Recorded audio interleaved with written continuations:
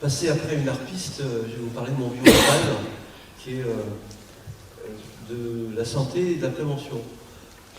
J'ai structuré ma pensée de la manière suivante. D'abord, d'où je parle, parce qu'on ne peut parler que de l'endroit où l'on est. Le lien avec le programme tel qu'il est, sa déclinaison, ses visées, et je vais prendre quelques exemples assez parlants des lieux d'accueil enfants-parents, de la maison de la santé, du pôle santé, et tous les lieux de création de liens. Et j'essaierai de conclure dans le temps qui m'est imparti. Je compte sur mes petits camarades pour m'arrêter. J'ai appelé ce propos « Comment passer de la solitude à la solidaritude » ou « Comment faire société ». D'où je parle, ce qui m'autorise très vite. D'abord, je n'ai pas la prétention de maîtriser un tel sujet, surtout dans le contexte social et sociétal dans lequel on est. Je ne suis pas médecin, je ne suis pas infirmier, et donc, concernant les structures hospitalières sur la prévention et la santé, il y a des personnes qui sont plus pertinentes que je le suis, même si syndicalement j'ai suivi un peu les choses. Et qu'est-ce qui se passe aujourd'hui dans le médico-social et un peu ce qui se passe dans les structures hospitalières. Moi, j'ai une formation d'éducateur spécialisé, j'étais directeur d'un établissement pour enfants autistes et psychotiques, en associant tout un village de 600 habitants où j'étais conseiller municipal, à Poligné, près de Vannes-Bretagne, et en lien avec la psychanalyse, puisque j'étais élève de Françoise Dolto, et c'est dans cet esprit que cette maison a été créée, en associant des artisans, des familles d'accueil. J'ai aussi une formation de médiateur, quand il y a des conflits. Voilà, on fait appel dans le secteur médico-social, et donc j'ai une vision un peu holistique, un peu globale, des structures de type hôpitaux psychiatriques, IME, éducateurs de rue, etc., où je suis amené à intervenir pour les aider à faire une sorte de coaching, pour les aider à prendre du recul et de la distance quand on est aux prises au quotidien avec la maladie mentale ou avec des personnes en situation ségrégative sur le plan social. Donc c'est de cette place-là, un peu d'observateur privilégié, que je milite pour la non-violence, et vous savez que le symbole de la non-violence, c'est la girafe. Pourquoi? Parce que la girafe, elle a un long cou, ce qui lui permet de voir les choses d'en haut. Alors que la pulsion mortifère, comme le psychanalyste, et comme on peut symboliser la violence, c'est plutôt le chacal qui se précipite sur l'autre. Toute allusion avec des candidats d'hier est purement fortuite, et j'ai apprécié ma voisine qui était non seulement harpiste, mais girafe. Avec d'autres chacals, on ne dit pas des chacos, alors je comprends. Donc c'est de ce lieu-là que je voudrais parler. Voilà. Bon, je ne veux pas faire un one-man show, donc je m'arrête là sur ma présentation. Sur le programme, alors j'ai été très heureux de participer à ma petite part de colibri, comme dirait Pierre Rabhi, à l'élaboration de ce programme. Et quand je vois Assises de la citoyenneté, quand je vois construire des projets à l'échelle des quartiers, en collaboration avec les habitants, quand je lis que nous souhaitons coordonner une politique publique de prévention et remédiation des risques d'isolement, assurer l'accès aux droits en soutenant les populations les plus fragiles, en favorisant l'intergénérationnel et la mixité sociale, la culture, le sport, qui sont des leviers transversaux à la citoyenneté, quand je vois structurer la fonction de médiation, le médiateur que je suis n'en est que heureux, soutenir les familles monoparentales, voilà, on pourrait, voilà, ce programme-là parle effectivement de santé et de prévention. Alors, dans quel contexte social, sociétal sommes-nous? Et Saint-Malo n'est pas une île, elle en fait partie. D'abord, comme moi, vous constatez qu'on a beau avoir des moyens de plus en plus sophistiqués pour communiquer, nous sommes dans une société atomisée, schizophrénique. Pour prendre une métaphore, une image, c'est comme si nous nous escargotions. On était uniquement dans l'intramuros. On est en psychoniche. Les gens vivent les uns à côté des autres et pas les uns avec les autres. Il est urgent et important, plutôt que de multiplier les biens, de créer des liens et du lien. Donc, ça me paraît très important de créer des espaces de rencontre, des lieux de, j'allais dire même des lieux de dispute, des lieux de confrontation, des lieux d'échange, d'échange réciproque de savoir. Face à une société où chacun croit qu'il est seul à être seul, développons des lieux de rencontre pour que chacun s'aperçoive que ce que son voisin vit, l'autre le vit aussi. Et là, on peut s'appuyer sur plein de choses. Et s'il y a une volonté politique, on peut organiser des choses. Et j'ai des exemples flagrants quand on voit, par exemple, qu'à Rennes, sur le quai François Mitterrand, il a été développé autour de l'arbre à palabres, introduit par mon ami Fatimata, en se servant de tout ce qui se vit en Afrique, où les personnes se retrouvent autour d'un arbre pour parler. Kofi Amian à Saint-Coulis, qui réunit les anciens avant un conseil municipal. On parle des conseils des jeunes, mais aussi réunir les anciens qui se sentent souvent un peu ignorés, qui n'ont plus de place. Ça permet de créer de l'intergénérationnel. Multiplions les lieux où on peut créer des lieux de rencontre, des espaces, de l'intergénérationnel, pour éviter de s'escapoter, d'être en psychoniche, les uns isolés par rapport aux autres. Et là, la municipalité a un rôle déterminant. Voilà. D'autant plus que dans les structures hospitalières et dans le monde éducatif, moi je fréquente beaucoup les IME, les institutions médico-sociales, la loi Séraphin, je ne vais pas développer ici, mais on peut dire que si l'hôpital, on peut dire de l'hôpital, comme les autres entreprises, c'est une entreprise. Mais ce n'est pas une entreprise comme les autres.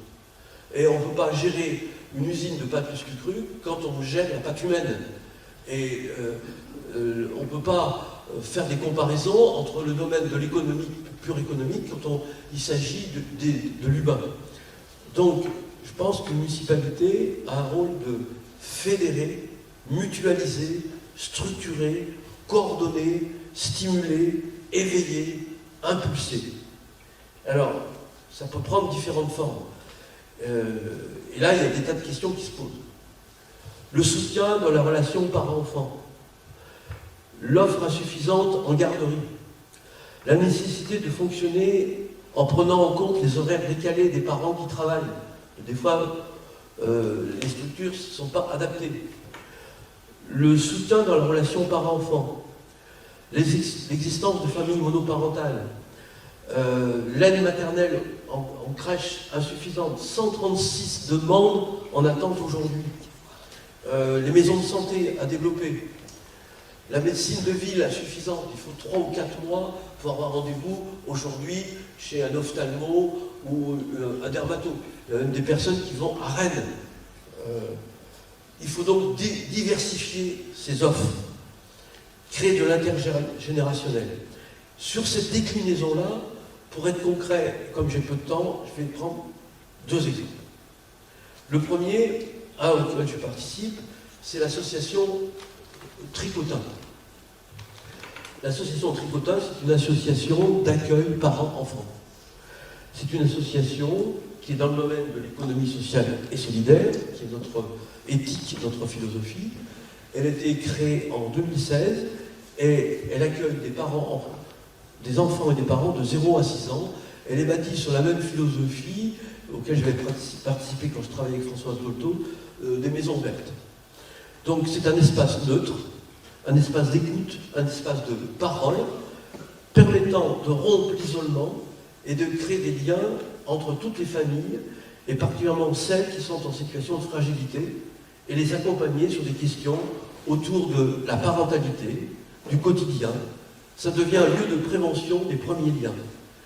Il y a 2 personnes salariées, éducatrices de jeunes enfants, qui interviennent, mais l'idée, c'est de pratiquer ce que j'appellerais, pour redonner une lettre de noblesse à des mots qui ont été déformés, ils sont un peu entremetteurs, dans le sens pratiquer l'entre-gens, c'est-à-dire permettre à des parents de se rencontrer entre eux, entre père et AIRS.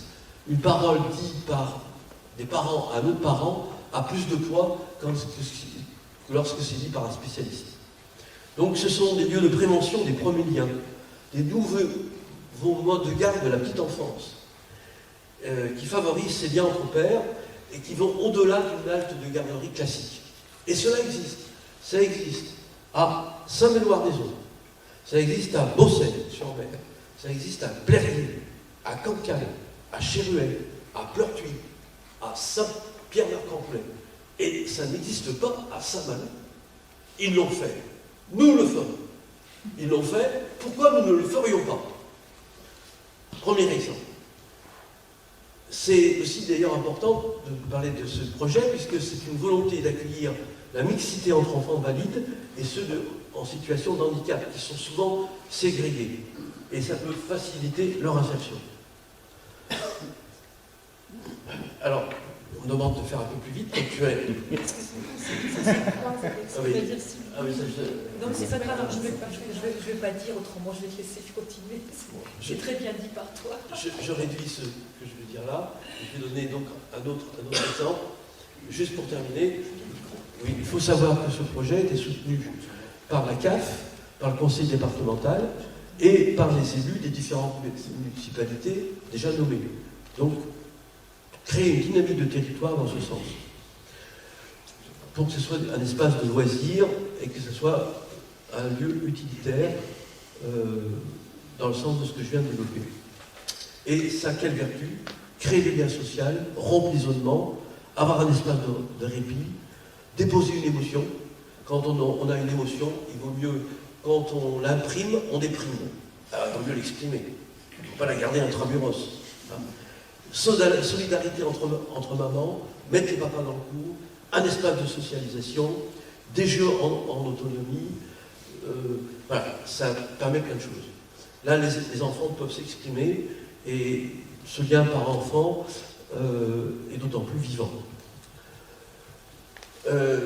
L'autre exemple que je veux donner, c'est les maisons de santé. Alors souvent, on confond maison de santé et pôle de santé.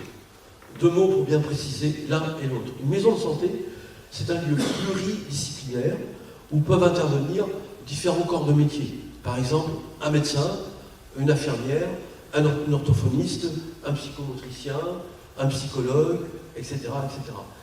Quand je vois qu'on vient de créer un cabinet médical à la découverte, il serait quand même important de faire une maison de santé.